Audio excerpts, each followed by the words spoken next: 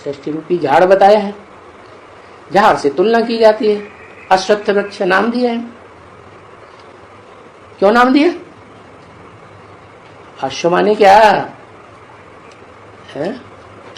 अश्व माने मन रूपी घोड़ा।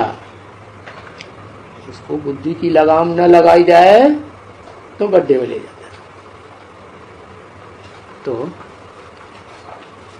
कौन हुआ मन रूपी घोड़ा? इसके कहते हैं कि मन बड़ा चंचल है। चंद्रमा का टाइटल देते हैं, ज्ञान चंद्रमा ब्रह्मा है। तो जरूर है वो आत्मा को जो ब्रह्मा के रूप में पार्ट बजाती है संगम युग में, तो वो नीचे की ओर ले जाती है या ऊपर की ओर ले जाती है? नीचे ले जाने वाली है, क्योंकि मन रूपी घोड़े का काम ही है चंचलता करना। तो सारी इंद्रियों को भी क्या करेगा?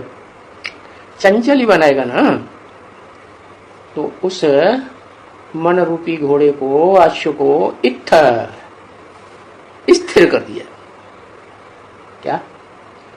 कैसे स्थिर कर दिया है? घोड़ा है, वो तो जानवर है, कैसे स्थिर कर दिया है? मनुष्य हो तो ज्ञान सुने समझे नहीं, स्थिर कैसे किया? योग बल से स्थिर कर दिया। तो योग कैसा योग? किससे योग है? किसने लगाया योग है?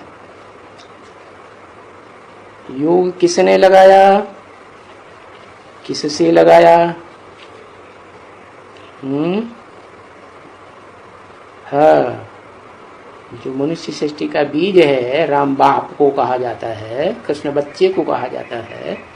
तो इस सृष्टि रूपी रंगमंच पर जो बीज रूप आत्मा राम बाप है, वो आत्मा जिसे आदम, एडम, आदिनाथ, आदिदेव कहा जाता है, तो वो शिव बाप को गहराई से पहचान करके है। क्या पहचान करके? जो और आत्माएं नहीं पहचानती है। अरे क्या खास बात पहचान लेता है? अरे दुनिया के सारे काम पवित्रता की पावर से होते हैं है? और एक होती है देह की पवित्रता और दूसरी होती है आत्मा की पवित्रता। तो वो किसके पास है?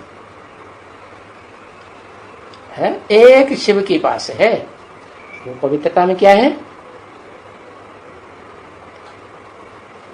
ज्ञान है, पवित्र ज्ञान, जैसे कहते हैं ना पवित्र जल। उसमें कुछ भी मैल माटी नहीं, एकदम पारदर्शी। क्या? नहीं तो दुनिया वालों ने जो ज्ञान सुनाया है, इब्राहिम, बुद्ध, क्राइस्ट, गुरु नानक आगे ने जो भी ज्ञान सुनाया, ऋषि मुनियों ने जो भी ज्ञान सुनाया, ढेर सारे प्रश्न है, प्रश्नों का जवाब ही नहीं। जवाब नहीं तो लोगों ने समझ लिया है कि ये तो सब अंधश्रद्धा सिखाते हैं। क्योंकि हर बात का जवाब होना चाहिए ना, क्लैरिफिकेशन होना चाहिए ना। तो किसी का ज्ञान पारदर्शी नहीं। बड़े से बड़े महर्षि ऋषि कहे जाते हैं, व्यास ऋषि जिन्होंने सबसे ज्यादा शास्त्र लिखे, उनके ज्ञान में भी है क्लैरिटी नहीं। तो इस सृष्टि पर है वो सुप्रीम सोल ज्योति बिंदु शिव जब आते हैं, जो ज्ञान का अखूट भंडारी है, क्योंकि वो जन्म मरण के चक्र में नहीं आता। क्यों नहीं आता? कल भी बताया था। हाँ? वो भोगी नहीं है, अभोक्ता है। क्या? इस सृष्टि रूपी रंगमंच पर पार्ट बजाने वाली आत्माओं में एक ही आत्मा है जो अभोक्ता है, बाकी सब बाकी सब भोगी। A to Z जो षष्ठी चक्र में आते हैं वो चक्र में नहीं आता। वो चक्र में आए तो फिर इनकी गिनती में भी आ जाए। कौन नहीं चक्र में आता? शिव नहीं आता चक्र में। तो वो ज्ञान का अखूट भंडारी है, और वो अखूट भंडारी कहाँ का वासी है? सदा शांति धाम का वासी। इस सृष्टि पर आता है तो भी शांत रहता है। कोई ब्रह्मा कुमार कुमारियों से, पुराणों से पूछो, ब्रह्मा के तन में आते थे तो कभी अशांत देखा? हा? किसी ने देखा? कभी किसी ने नहीं देखा होगा। अकेले दादा लेकर आज ब्रह्मा की बात नहीं, जिनकिन्हीं शरीरधारियों में प्रवेश करके ब्रह्मा के रूप में नाम दिया हो, पार्ट बजाया हो, टेम्परेरी हो या मुकर्ररत हो, तो उनके तन में आकर के ज्ञान नहीं पूरा सुनाया।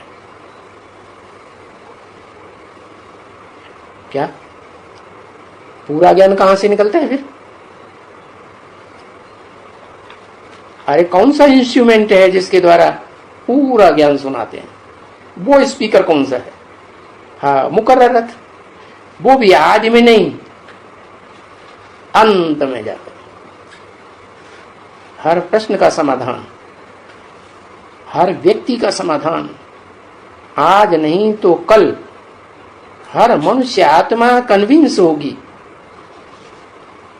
अगर अड़ियल नहीं है, सड़ियल नहीं है, हठी नहीं है, भले आज नहीं मानते हैं, कल सन्मुख आएंगे, मानेंगे जरूर। क्या ये खासियत, क्या बात। इसलिए तुलसीदास ने लिखा था रामायण में, सन्मुख होय जीव मोय जबहि, जन्म कोटि अघनासहि तबहि। क्या वास्तव में तुलसीदास का महावाक्य नहीं है। वास्तव में तो ये संगम युग में वही राम वाली आत्मा में शिव बाप आकर के सुप्रीम टीचर या सदगुरु का पार्ट बजाते हैं, तो उस समय की बात है कि जो भी प्रश्न कोई डालेगा, क्या तरीके से पढ़ाई पढ़ के, ये नहीं सीधा आकर के बस प्रश्न पूछता ही पूछता चला जाए, फिर तो कभी समाधान ही नहीं होगा। क्या विद्यालय का नियम मानना चाहिए ना। तो विद्यालय का नियम यह है कि जिसने संदेश दिया उससे संदेश लेकर के पूरा श्रद्धा पूर्वक सुनो, समझ में आता है तो, और अगर समझ में आता है, पूरी बात का जवाब नहीं मिलता है, तो फिर साप्ताहिक कोर्स कर लेना पड़े। तो 7 दिन का